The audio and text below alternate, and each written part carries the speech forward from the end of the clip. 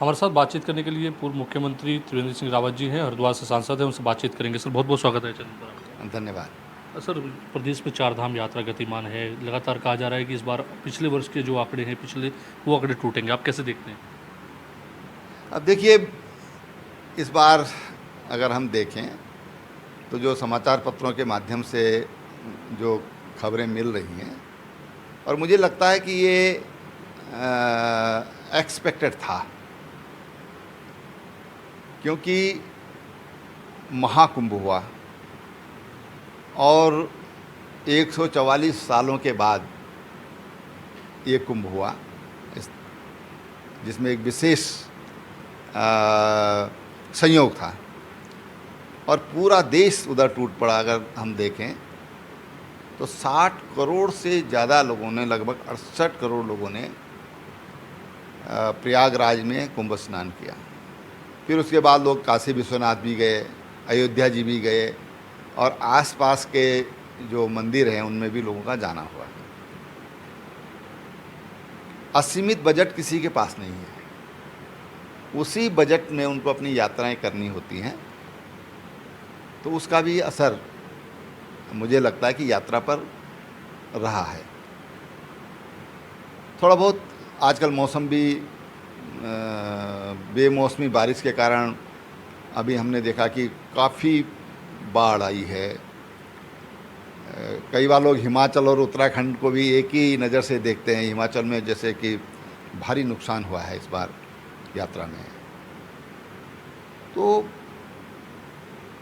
ये यात्रा इस बार थोड़ा कम है, लेकिन मुझे लगता है कि अगले वर्ष फिर अपने रूटीन पर आ जाएगी। लेकिन यात्रा इतनी कम भी नहीं है। अब कल मैं था, हरिद्वार गया था, कल यात्रा पर काफ़ी उछाल था। तो मुझे लगता है कि अभी जो जून का महीना है वो काफ़ी कवर अप हो जाएगा, लेकिन यात्रा कोई नुकसान पहुंचाएगी हमारे जो व्यवसायी हैं उनको, मुझे नहीं लगता। कुल मिलाकर के यात्रा ठीक है। जो एक कई बार हम ज़्यादा अपेक्षा कर लेते हैं या अनुमान नहीं लगा पाते हैं, तो कुल मिलाकर यात्रा बहुत अच्छी जाएगी। सर, भाजपा तिरंगा सूर्य यात्रा निकाल रही है। लगातार ऑपरेशन सिंदूर की कामयाबी पर जश्न मनाया जा रहा है। कांग्रेस भी अब जय हिंद यात्रा जो है 31 मई से शुरू करने जा रही है। आप कैसे देखते हैं? एक तरफ सवाल उठाए जाते हैं और दूसरी तरफ जय हिंद यात्रा। चलिए, बहुत अच्छी बात है। कम से कम कांग्रेस ने नकल की है भारतीय जनता पार्टी की, और भारतीय जनता पार्टी का जो राष्ट्रवाद का सिद्धांत है उसकर उन्होंने नकल की है। कुछ तो सही किया, उनको अकल आई टाइम पर, बहुत अच्छी बात है। भारतीय जनता पार्टी हमेशा से मजबूत राष्ट्र के पक्ष में रही है, और भारतीय जनता पार्टी का ये बड़ा स्पष्ट मानना है कि देश की सुरक्षा ये हमारा सैनिक करता है, और सैनिक के हाथ में अच्छे अस्त्र शस्त्र होने चाहिए, अच्छे शस्त्र उसके हाथों में होना चाहिए, तभी हमारा देश सुरक्षित रह सकता है। भारतीय जनता पार्टी के नेतृत्व की जो सरकार है, एनडीए गवर्नमेंट है, पिछले 10-11 सालों में अगर आप देखें तो हमने सुरक्षा के क्षेत्र में, सीमाओं की सुरक्षा के क्षेत्र में और आंतरिक सुरक्षा के क्षेत्र में बहुत बड़ा परिवर्तन देश के अंदर आया है। आंतरिक सुरक्षा भी मजबूत हुई है, हमारी इंटेलिजेंस भी मजबूत हुई है, और आज भारत इस स्थिति में है कि भारत अब घुसकर मारता है।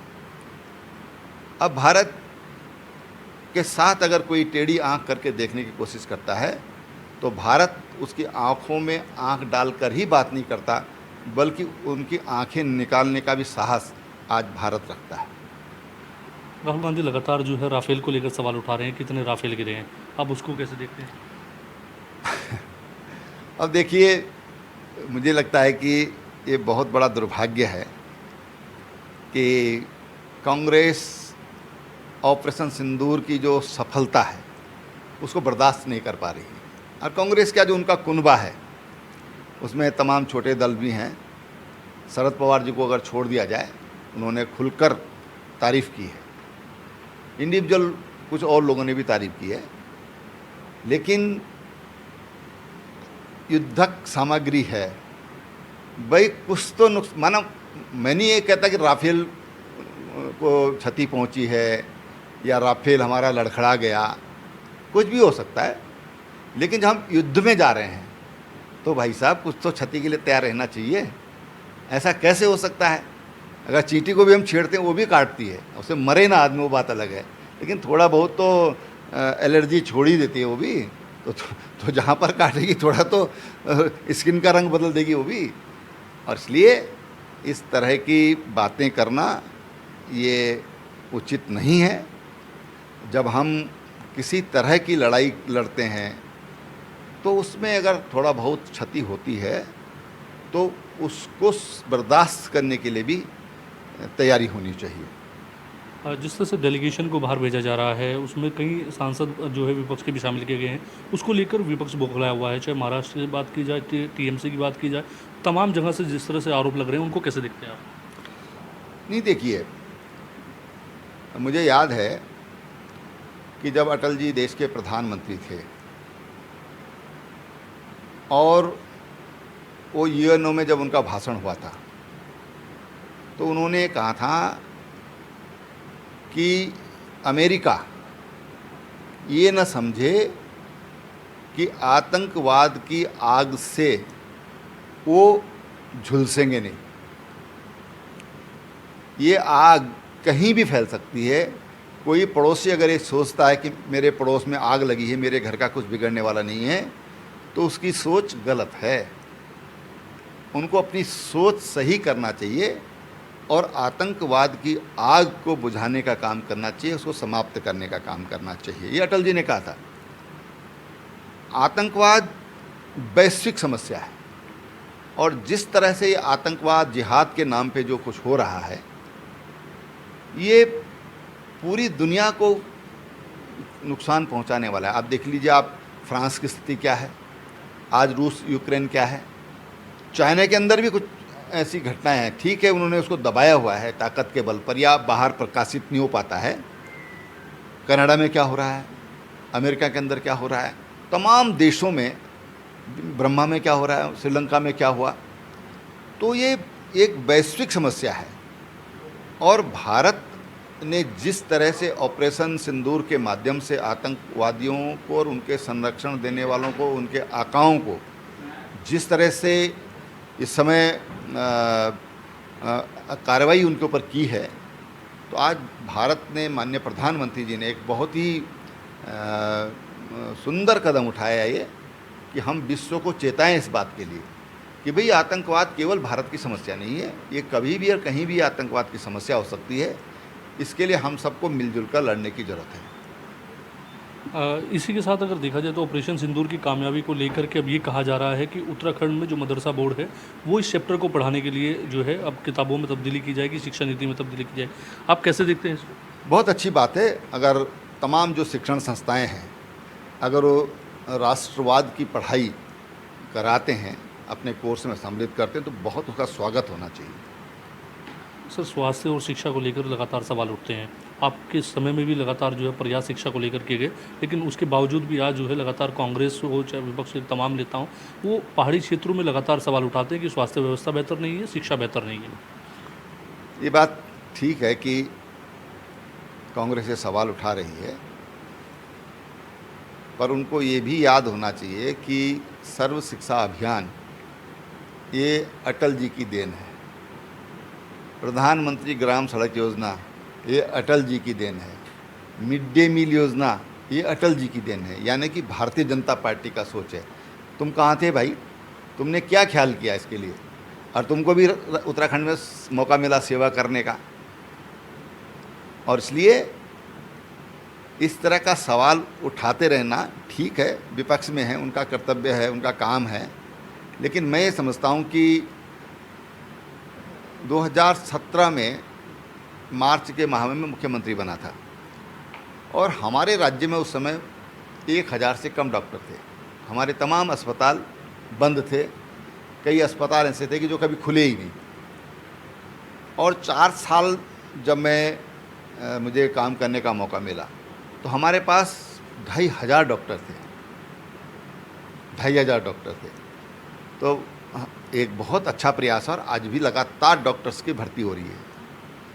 इस सत्य को स्वीकार करना चाहिए। बहुत कटु है लेकिन सच है कि हमारे को जो विशेषज्ञ डॉक्टर मिलना चाहिए वो विशेषज्ञ डॉक्टर इंटीरियर में जाने के लिए तैयार नहीं है।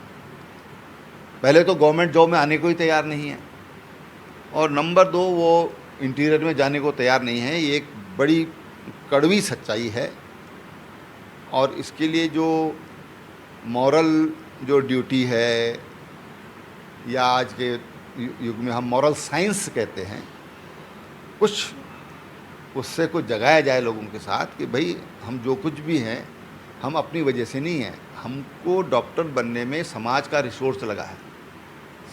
अगर ये थोड़ा सा लोगों के दिमाग में आए तो मुझे लगता है कि कुछ इस समस्या का समाधान हो सकता है। और आज देश का पहला राज्य बना है उत्तराखंड, जहाँ पर हेली एम्बुलेंस है, हम हेलीकॉप्टर से पेशेंट को उठाकर लाते हैं, फ्री में उठाकर लाते हैं। तो इन उपलब्धियों को ध्यान देना चाहिए।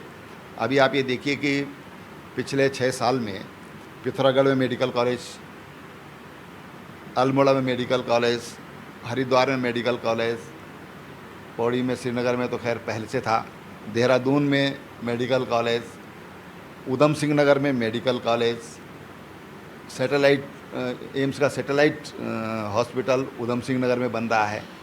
ये तमाम चीज़ें हो रही हैं। तो ऐसा नहीं है कि उस क्षेत्र में काम नहीं हुआ, बहुत बेहतर काम हुआ है। और अब तो एनआरएचएम में तो जो स्पेशलिस्ट डॉक्टर उनके लिए विशेष वेतन की भी व्यवस्था की गई है, ताकि दूरस्थ क्षेत्रों में हम आधुनिक सुविधा व्यवस्था उनको दे सकें। तो बहुत अच्छे प्रयास हैं, ऐसा नहीं है कि प्रयास नहीं है, लेकिन हम ये मानते हैं कि हमारे पहाड़ की जिस तरह की दुरूह परिस्थितियाँ हैं, उनमें अभी और लोगों की अपेक्षाएं हैं। सर, वक्त संशोधन बिल को लेकर के जन जागरण अभियान चलाया गया, आप भी कई ऐसे कार्यक्रम थे जिनमें से आप शामिल हुए, कैसा रिस्पॉन्स उसका आया है? देखिए, मैं वक्फ संशोधन को लेकर के कुछ कार्यक्रमों में भी रहा, और जो उसमें जो मुख्य कार्यक्रम था वो कलियर शरीफ में था और हज हाउस में था, और उसमें मुस्लिम समाज के बड़े बड़े विद्वान लोग उस प्रोग्राम में थे, और उनके साथ जाकर के हमने बातचीत किया, उनकी बात भी सुनी, और जो कुछ गफलत थी उनको भी दूर किया। वहीं पर कुछ वक्ताओं ने कहा कि यहीं पर कलियर शरीफ में ही कोई साहब है, उन्होंने पूरी वक्फ की संपत्ति पे कब्जा किया हुआ है। तमाम बातें वहाँ पर स्वयं जो मुस्लिम समाज के लोग थे, जो जानते हैं, उन्होंने वहाँ पर ये विषय रखा है।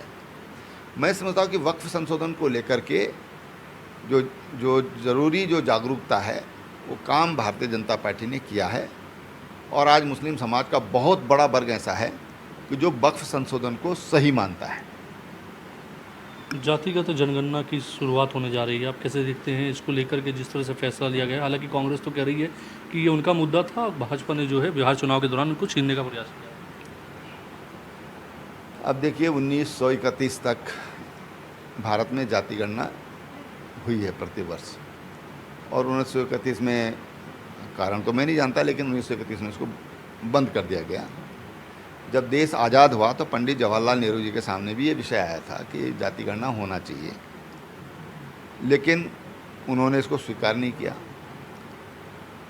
इंदिरा जी के समय भी ये विषय आता था, राजीव गांधी के समय में भी आया। अब फिर ये विषय पिछले दिनों, पिछले साल, 1 सवा साल में फिर बहुत ज़्यादा उजागर हुआ है। हमारी सरकार ने जन भावनाओं को देखते हुए और अध्ययन करने के बाद ये फैसला किया कि हम अब आगे चल कर के जब जनगणना होगी, यानी 2031 की जो गणना होगी, 2021 में तो हो नहीं पाया कोरोना के कारण, जो जनगणना होगी वो जाति आधार पर भी गणना होगी। एक देश एक चुनाव को लेकर भी जो है लगातार कार्यक्रम चल रहे हैं, उस पर भी कुछ जो राजनीतिक दल हैं वो सस्पेंस बनाए हुए हैं, आप कैसे देखते हैं? देखिए, एक देश एक चुनाव एक राजनीति के क्षेत्र में आज़ादी के बाद मुझे लगता है कि सबसे बड़ा सुधारात्मक कदम होगा। आज देश का बहुत बड़ा समय केवल इलेक्शन में निकल जाता है। आर्थिक क्षति तो होती ही है, लेकिन उससे हमारा विकास प्रभावित होता है। अगर एक साथ चुनाव होते हैं, गांव पंचायत से लेकर के और सांसद का, तो मैं समझता हूँ इससे देश का समय भी बचेगा और जो विकास की गति है वो भी बढ़ेगी। प्रधानमंत्री जी का जो $5 ट्रिलियन की अर्थव्यवस्था का जो सपना है वो जिस तेज़ी से आगे बढ़ रहा है वो भी हम और जल्दी उसको हासिल कर सकते हैं। जो विकसित भारत का उनका सपना है वो सपना 2047 के लिए उन्होंने टारगेट रखा है कि देश की आज़ादी के जब 100 साल होंगे तो भारत एक विकसित राष्ट्र के रूप में होगा, भारत दुनिया की नंबर 1 अर्थव्यवस्था होगी।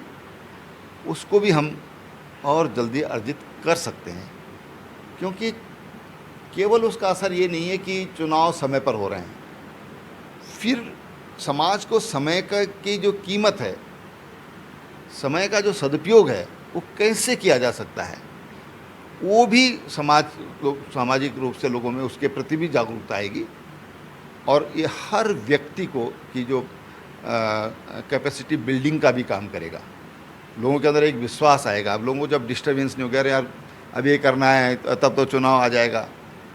अब उत्तराखंड में देख लीजिए, अब 2 साल में 3 चुनाव होते हैं। अब 3 चुनाव का मतलब आपका 5-6 महीना तो आपका आचार संहिता में चला गया, फिर कैसे काम होंगे। तो ये तमाम तरह की दिक्कतें हैं, इसी तरह की सारे देश में इस तरह की दिक्कतें हैं। एक साथ चुनाव होगा तो बहुत बड़ा फ़ायदा आर्थिक हो वो देश को होगा और भारत के विकास की गति बढ़ेगी। पूर्व सीएम हरीश रावत जी ने अभी जो है न्याय यात्रा निकाल रहे हैं, दूसरा पड़ाव उन्होंने शुरू किया। उसमें वो 2 बातों को लेकर आरोप लगा रहे हैं भाजपा का कि जो है जुमे की छुट्टी और मुस्लिम यूनिवर्सिटी को लेकर लगातार जो भाजपा ने झूठ बोला है और उसी की वजह से वो सत्ता में आने से वंचित रह गए। अच्छा, उनको जो है आज 3 साल बाद ये याद आ रहा है। अगर ऐसा था तो उन्होंने उस समय जब ये बात उठी थी 2022 के इलेक्शन में, तो उस समय उनको खंडन करना चाहिए था। उस समय तो उन्होंने खंडन किया ही नहीं। उस समय वोटों के लालच में उन्होंने कुछ बोला ही नहीं। उस समय बोलते तो उसका कोई महत्व था। आज वो बात महत्वहीन हो गई है, कालबाह्य हो गई है। उन्होंने चुनाव लड़ने को लेकर भी कहा है कि मैं अब अगला चुनाव नहीं लड़ूंगा और आने वाले जो पीढ़ियां हैं उनको मौका दिया जाएगा। हाँ, बहुत बड़ा एहसान होगा उनका नए कांग्रेसियों के ऊपर कि अगर वो ऐसा निर्णय लेते हैं। लेकिन अभी देखते हैं 2027 तक क्या करते हैं रावत जी, क्योंकि कुछ मामलों में रावत जी का कोई जवाब नहीं है। उनके जो साथी लोग हैं वो बोलते हैं कि उनके बाएं हाथ को पता नहीं होता कि दाहिना हाथ क्या करने वाला है, दाहिने हाथ को भी पता नहीं होता कि बाएं हाथ क्या करने वाला होता है। तो ये तो 2027 का जब चुनाव आएगा उसी समय पता चलेगा। हो सकता है कि उनके परिवार में भी काफ़ी लोग इच्छुक हैं, तो हो सकता है कि पूरे परिवार को कहीं एडजस्ट करना चाह रहे होंगे, उसके लिए दबाव बना रहे होंगे। तो रावत जी का मकसद समझना बहुत मुश्किल काम है। वाइब्रेंट विलेज को कैसे देखते हैं? अभी हाल ही में जो है राष्ट्रीय अध्यक्ष भी वाइब्रेंट विलेज को लेकर के पहुंचे थे और ये कहा जा रहा है कि वाइब्रेंट विलेज जो है उनको लेकर के और भी जो जनप्रतिनिधि हैं या कहा जाए केंद्रीय नेतृत्व हैं वो वहाँ पहुँचेंगे। उसका कितना लाभ देखते हैं आप? देखिए, पहली बात तो ये कि प्रधानमंत्री की सीमांत गांव को लेकर सोच क्या है। उन्होंने कहा भाई ये आखिरी गांव नहीं है, ये प्रथम गांव है, और उन गांवों को वाइब्रेंट विलेज के रूप में उन्होंने चिन्हित किया है। उससे जहां दूरस्थ क्षेत्रों तक राज्य सरकारों की निगाह जाएगी, यानी कि उनकी सोच जाएगी वहाँ तक कि भाई हाँ, इन गाँव में कुछ करना चाहिए, तो उधर ब्यूरोक्रेसी का ध्यान जाएगा। जो नीति निर्माता हैं, नीति नियंता हैं, उनका ध्यान जाएगा।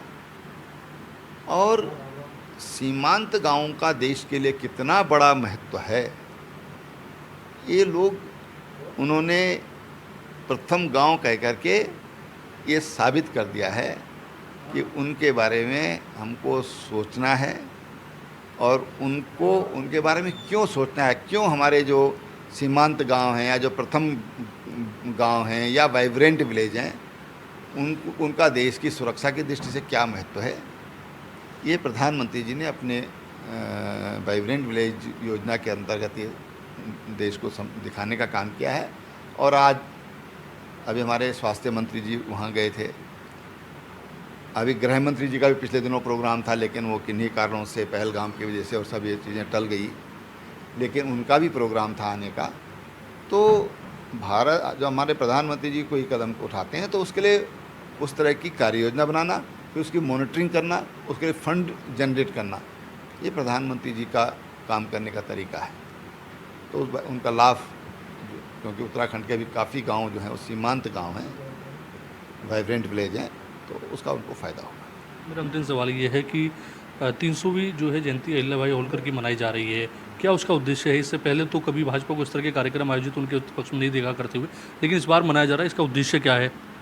नहीं, देखिए, कुछ तो मैं समझता हूँ कि आपका सवाल जो है सही है, कहूँ या गलत नहीं है, क्या कहूँ।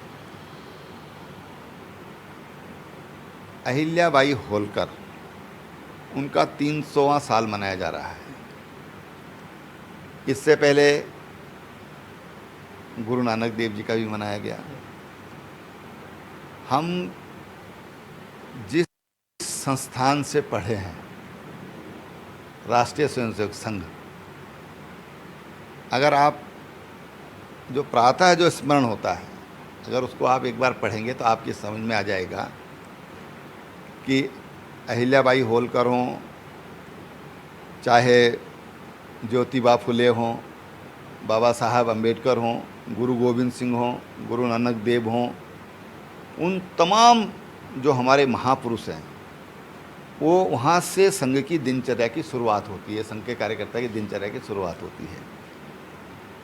अब अहिल्याबाई होलकर की जो बात है, हम सब जानते हैं कि एक बहुत साधारण गांव की महिला थी, लड़की थी। एक बार जो उनके ससुर साहब हुए, जब उधर से जा रहे थे, उस बालिका पे उनकी निगाह गई, गांव की बच्ची, लेकिन उस पर उनकी दृष्टि इतनी परिपक्व और इतनी दूरदर्शी थी कि उन्होंने पहचान लिया कि ये जो बालिका सामने से जा रही है, ये इसमें कोई विशेष गुणों से युक्त है ये, और उन्होंने उसको अपने बेटे के लिए बहू के रूप में उसको लाए, या रानी के रूप में उनको लाए, शादी करी। दुर्भाग्य से ससुर साहब भी और पतिदेव दोनों ही अल्पकाल में चले गए। फिर उनको गद्दी मिली, उन्होंने राज्य संभाला, और इतना बेहतरीन राज्य संभाला कि उनकी जो अर्थनीति थी, उनकी जो सैन्य नीति थी, उनकी जो अपने जो धार्मिक स्थान हैं, धार्मिक स्थल हैं, उनको लेकर के उन्होंने जो पॉलिसी बनाई, उन्होंने जो हमारे आदिवासी लोग हैं, पिछड़े लोग हैं, जो सामाजिक और आर्थिक रूप से कमज़ोर लोग हैं, उसके लिए उन्होंने जो दर्शन दिया, राजनीतिक दर्शन दिया, वो अहिल्याबाई होलकर का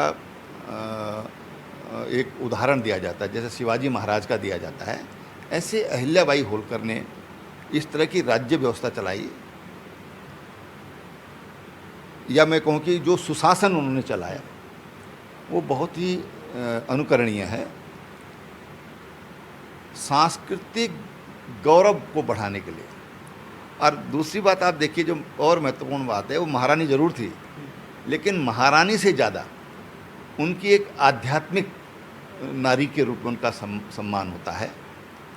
आप ये देख लीजिए कि चाहे हमारे सोमनाथ जी का मंदिर हो, अयोध्या का मंदिर हो, कृष्ण जन्मभूमि हो, चाहे जो उज्जैन में हमारा महाकाल मंदिर है, ऐसे देश में उन्होंने तमाम जो हमारे आस्था के केंद्र थे, उनके लिए उनका बड़ा भारी योगदान रहा है। तमाम धार्मिक स्थापनाओं की पुनर्रचना के लिए, पुनर्व्यवस्था के लिए, कुशल प्रबंधन के लिए उन्होंने बहुत बड़ा काम किया, और इसलिए उनको उनका एक विशेष स्थान रहा है। और उसी रूप में आज समाज में उनके योगदान को लेकर के और देश को बताने का काम भारतीय जनता पार्टी कर रही है। धन्यवाद सर, आपने अपना कीमती समय दिया। तो हमारे साथ बातचीत करने के लिए थे हरिद्वार सांसद, पूर्व मुख्यमंत्री उत्तराखंड त्रिवेंद्र सिंह रावत जी, जिन्होंने तमाम राज्य के विषयों पर चर्चा रखी। कैमरा पर्सन हरीश भट्ट के साथ मैं योगेश आर्य, HN 24/7, देहरादून।